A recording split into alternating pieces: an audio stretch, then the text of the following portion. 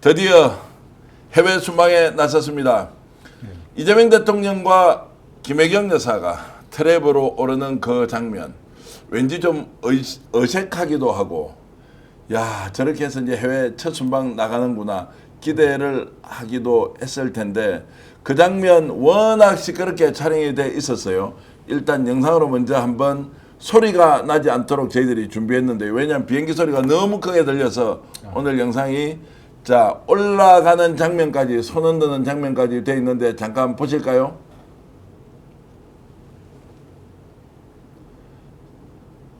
저쪽에 촬영이 됐는데 항공기 소음이 너무너무 심해가지고요. 자, 저렇게 해서 이제 올라가는데, 왜 대통령은 저 색깔의 수트 정장을 입고 김혜경 여사는 왜 저색 흰색 계통인데 약간 회색빛이 반짝반짝 나는 저 옷을 입었을까? 그리고 저기에서 비서실장의 표정이 굉장히 중요한데 이 영상에서 잡혀 있는지 모르겠는데요. 완전 일하느라고 너무나도 지금 찌들려 있다라는 이야기를 오늘 제가 대통령실 취재를 해보니까 얘기가 들리던데, 그래도 지금 이재명 대통령이 첫 해외 순방이니 여러분들도 이렇게 보시면서 제 목소리가 오디오로 나오고 있죠. 조계현 의원께서는 어떻게 보셨습니까? 저 영상 좀 계속 좀 돌려주시면 좋겠습니다. 6개월 만에 우리 정상 외교가 지금 복원되는 순간 아니겠습니까? 예. 그 대한민국의 민주주의가 위기에 그 순간에 봉착했었는데, 세계인들도 사실 걱정스러운 시선으로 봤었는데, 6개월 만에 이렇게 대한민국이 세계에서 가장 민주주의를 선도하는 국가가 됐다는 것을 좀 상징적으로 보여주는 지금 장면이 아니겠는가, 이렇게 생각을 해봅니다. 이병철 변호사님 어떻습니까? 저렇게 굉장히 어색하게 좀 올라가고 있지 않습니까? 물론 저걸 뭐 쾌활하게 올라갈 수도 없는 것이지만, 저 트랩에 대한민국의 대통령이 되고 영분이 된 상태에서 저 이제 1호기를 타고 올라가고, 이재명 대통령이 이제 손을 흔들지 않습니까? 네. 야, 근데 저 장면도 비교가 좀 됩니다. 네. 이러면 좀 심합니까? 저 영분이 옛날에 손을 흔들던 누구 생각이 좀 안 납니까? 그러니까 좀 제가 소박하신- 옛날에 예. 이명박 대통령한테 예. 여쭤봤어요. 처음 해외 순방 갈 때 안 떨리냐? 저 올라가는 연습을 여러 번 한대요. 아, 실제 연습을 합니까? 예, 그 카메라가 어떻게 잡히는지 이런 거 시뮬레이션. 그런데 처음에는 굉장히 긴장을 많이 해서 이렇게 약간 정신이 몽롱할 정도래. 근데 아마 두 분 다 굉장히 긴장하셨을 것 같아요. 예. 긴장을 했고 근데 준비를 많이 하셨네. 준비를 많이 했다는 것은 실제 연습을 했다는 겁니다. 제가 연습 보니까 많이 합니다. 연습 안 하고 올라가는 것 같은데요. 저게 공식 의전이기 때문에요. 예. 다 그 프로토콜이 다 만들어져 있어서. 예행 연습을 해야 한다. 그러니까 뭐 대통령이 직접 하지 않는다고 하더라도 예. 전체적인 상황을 만들어야 되는 예. 거기 때문에. 그리고 또 본인이 처음 가잖아요. 예. 근데 이게 또 양자회담도 아니에요. 다자회담이면 더 무겁습니다. 예. 7개 G7 국가에 있는 원수들을 만났을 때 그 사람들 정보 다 파악해야죠. 어떤 대화를 해야 될지 이런 것들을 다 알아야 되는데, 계속 해왔던 분들이라면 뭐 당연히 할 수 있습니다만, 처음 가면 어깨를 짓누르는 무게감이 분명히 있을 거라 생각이 들고요. 또 거기다가 말씀하신 것처럼 올라가면 앞모습이 안 보이잖아요. 네. 뒷모습을 국민들이 어떻게 볼까? 이것도 제가 볼 때는 본인 입장에서는 진짜 새로운 길을 걷는다라는 느낌이 분명히 있을 거거든요. 그러니까 참 저 길이라는 게 처음 가본 길이고 매우 무거운 길이고, 돌아올 때 뭘 또 들고 와야 되잖아요. 나가게 되면. 그래서 야, 저거 만만치 않은 길이다. 근데 그래도 아우, 저번에 그 윤석열 때 저거 볼 때마다 짜증났던 거에 비하면 지금은 뭐 기분이 너무 좋아서. 썸데이님께서는 품격 있고 멋지네요. 조심히 다녀오셈. KJ님 너무 좋아요. 눈물 나요. 정인수님 인사도 다르시네요. EJK님 참 단아하게 인사하십니다. 유재니님 너무 보기 좋은 장면이다. 태급비님. 자, 정말로 어색한 느낌은 들지만 너무 보기 좋다. 똑바로 말하니 아마 이런 표현과 비유가 제일 맞는 것 같습니다. 어색하지만 너무 보기 좋다. 품격이 다르지요. 이렇게 주셨고요. 야, 겸손은 안 힘들다. 이렇게 올려주시면 겸손은 안 힘들다. 참 대통령이라는 무게가 있으니 저렇게 하는 건 당연하죠. 같은 영상을 보더라도 참 좋다. 혹시 저기 흰머리로 가방 들고 가시는 분이 누군지는 김종국 박사 파악 못하셨죠? 제가 예, 저도 저 이제 파악을 좀 취재를 했으면 될 것 같은데 저분 아마 옆에 통역이 있고 이렇게 얘기를 한다는 느낌이 들어서 누군지는 제가 주 잘 캐나다 대사일 수도 있을 것 그렇죠. 같고요. 주 캐나다 대사가 이제 예. G7 아마 정상회담으로 그렇죠. 가고 있으니까 예. 나왔고 나와서 저렇게 할- 악수를 하지 않습니까? 예. 옆에 통역을 좀 하고 있죠. 예, 예. 저분이 이제 누군지 제가 취재를 못했지만 다시 보니까 느낌이 다르네요. 그런 대화를 것 같습니다. 오랫동안. 그리고 김혜경 여사도 머리 스타일이 굉장히 좀 단정하게 이렇게 좀 보입니다. 네. 어떻습니까? 제가 약간 좀 편파적으로 지금 해설을 하고 있습니까? 김혜경 여사는 계속 저 머리를 유지하셨어요. 예, 예. 그러니까 스타일은 정치인 부인으로서 네. 단아한 모습을 보여준다라는 생각을 가지고 계속 저렇게 살아왔었기 때문에 지금도 마찬가지입니다만 그런 모습을 유지하는 것 같다라는 생각이 들고요. 뭐 워낙 국민 여러분들이 김혜경 여사를 꽤 좋아해서 네. 다행히도 다행이라고 얘기하면 이상하겠습니다만 김건희라고 하는 인물이 존재했었기 때문에 훨씬 더 돋보이는 모습으로 네, 워낙에 소탈하신 나타나는 거죠. 분이고 자, 큐알하세요. 핫라떼님과 루치아님이 캐나다 대사 맞다고 지금 말씀 주셨네요. 아마 의장국이니까, 예, 주세요, 의장국이니까 의장국이. 직접 와서 이제 저렇게 배웅을 하고 있는 것 같고요. 야, 통역사는 그대로 쓰고 있다라고 말씀을 주시고요. 그리고 이제 이병철 변호사님에 대해서도 칭찬이 벌써 올라오고 있습니다. 논평도 하지 않았는데 이병철 변호사님이 오늘 비평 좀 제대로 해 주십시오 이런 말씀 주셨고. 그런데 왜 그 엔진 소음이 저렇게 세도록 저렇게 찍혔을까요? 원래 그런 거 아닌가요? 좀 이전에는 그런 소음이 왜냐하면 안 비행기가 들렸는데. 지금 이제 그 어쨌든 이제 운항을 해야 되니까 그러니까 소리가 예, 엄청나게 예. 이제 크고 실제 있는 소리를 그대로 들으니까 못 듣겠더라고. 너무 시끄러워 가지고 못 그렇죠. 저기 듣겠더라고. 엔진 돌아가면 엄청 시끄럽죠. 아니 근데 조계현 의원은 혹시 1호기 타보신 적 아니, 있습니까? 못 타봤습니다. 못 타봤습니까? 그 이재명 대통령 가까우시잖아요. 네. 아니 그래도 같이 비행기는 타본 일이 없습니다. 그래요. 아, 지금 예. 이재명 대통령도 처음 대통령도 타시는 처음 거예요? 타는 아 그렇죠. 대통령님도 처음 아니 가시는 거예요. 원래 1호기가 저렇게 큽니까 비행기가? 크죠. 예. 와 비행기 크기도 예전에 봤는데 이게 뭐 우리나라 대통령 아니라고 내가 생각했는지 왜 제가 좋아하는 대통령이 저렇게 타니까 저렇게 비행기도 좋아 보이는지 예전에 전세기였다가 요즘 전용기 지금 쓰고 있지 않습니까? 네.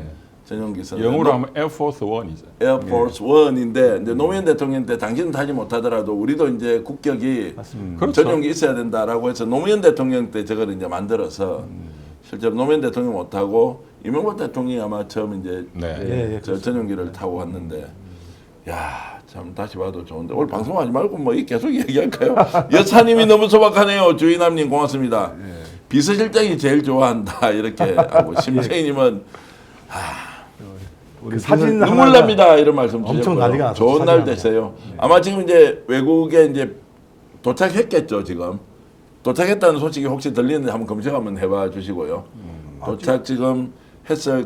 캐나다까지 지금 캘거리까지 가는 거죠. 그렇게 아직 이제 도착 가야 안 되는 거니까. 아이고 다시 봐도 참 재밌네요. 그 여러분들은 오늘 대통령 저렇게 영부인과 함께 가는 거 어떻게 보셨습니까? 여러분들 의견 주시면 제가 소개를 좀 해드리기로 하고요.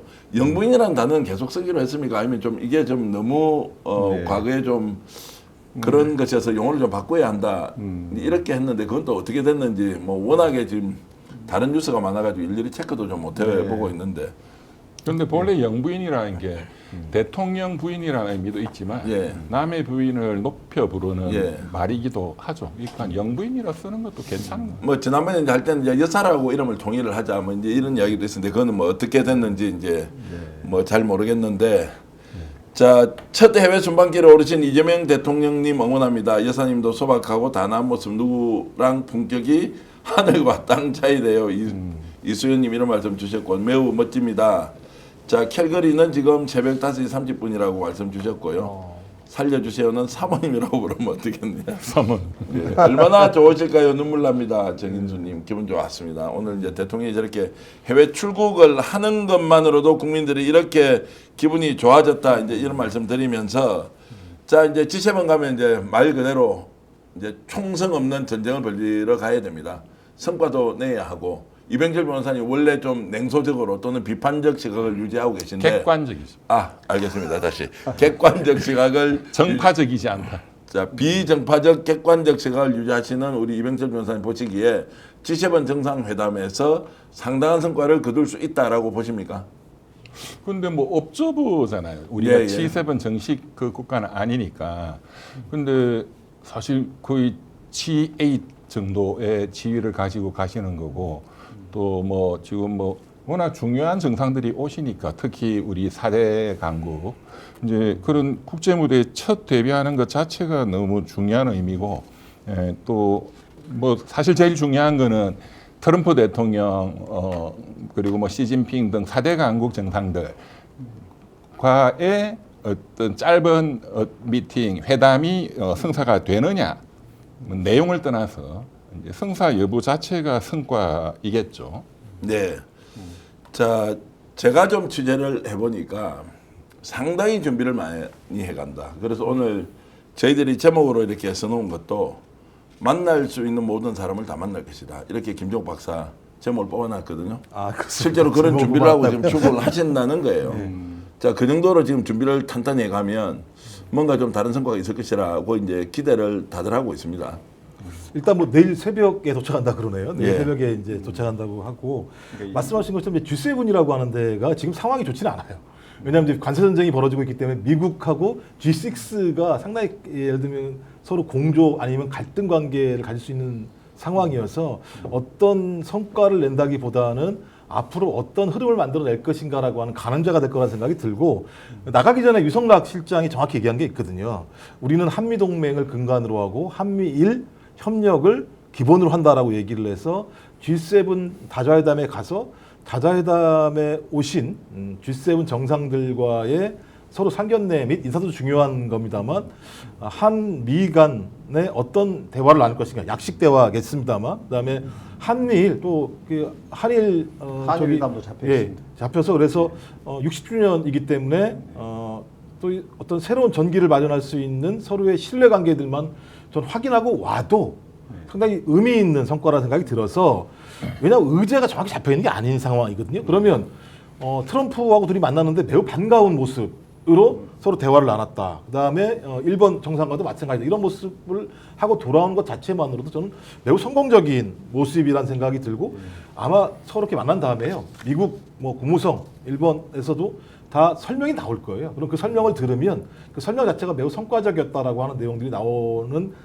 저는 사전 협의가 다 됐을 거라는 생각이 들어서 그렇게 걱정하지 않으셔도 될 것 같다라는 생각을 합니다. 자, 언론 플레이인지 아닌지 모르겠습니다. 일단 한미 정상회담, 한일 정상회담이 예정돼 있다라고는 이야기하지 않고 추진 중이다. 이 정도면 한미일 정상회담, 뭐 3자 회담은 아니겠지만 단독 정상회담 할 가능성은 높다고 보십니까? 어떻습니까? 저는 충분히 예.